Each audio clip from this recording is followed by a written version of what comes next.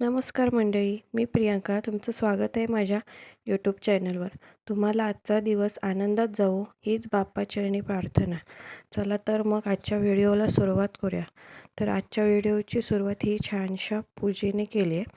सकाळची पूजा हेच करतात, कारण मी त्यावेळेस त्यांचा डबा आणि नाश्ता करत असते आणि त्याची गडबड असल्यामुळे मला पूजा करता येत नाही. आजचा नाश्ता आम्ही बाहेरूनच मागवला आहे, कारण घरी अचानकच गॅस संपला. त्याच्यामुळे मग नाश्ता घरी बनवायला जमलं नाही. मग ते पूजा करून घेतात. त्यानंतर मग आम्ही सगळे नाश्ता करून घेतो.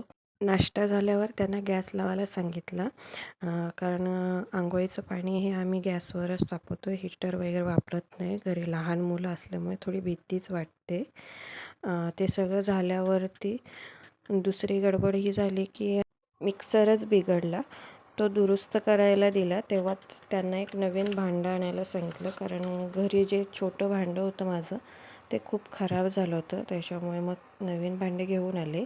या सगळ्या गडबडीत तुम्हाला एक गोष्ट सांगायचीच विसरले.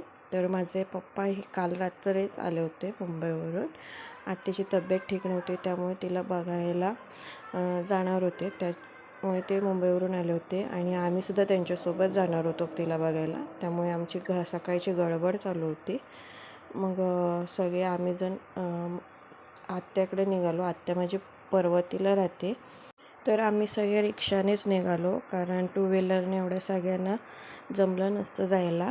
चकुली आमची दुसऱ्यांदा रिक्षामध्ये बसते. पहिल्यांदा बसली होती तेव्हा खूप रडली होती.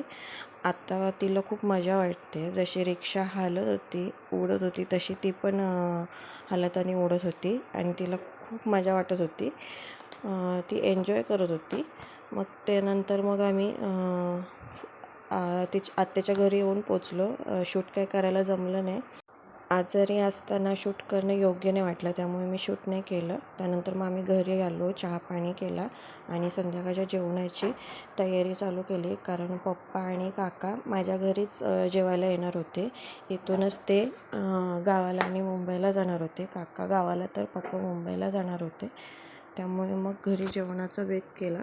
यांनी चिकन बनवलं आणि मी बाकी सगळं जेवण बनवून घेतलं. तर जेवणाला आज भात, डाळ, चपाती, चिकन आणि अंड्याची पोळी असं जेवण होतं.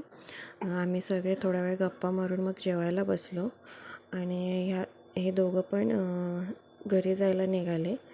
त्यांना सोडायला हे सुद्धा सोबत गेले होते. चकुली तर पप्पाच्या पाठी लागली होती. पप्पा बाहेर फिरायला चालले होते म्हणून.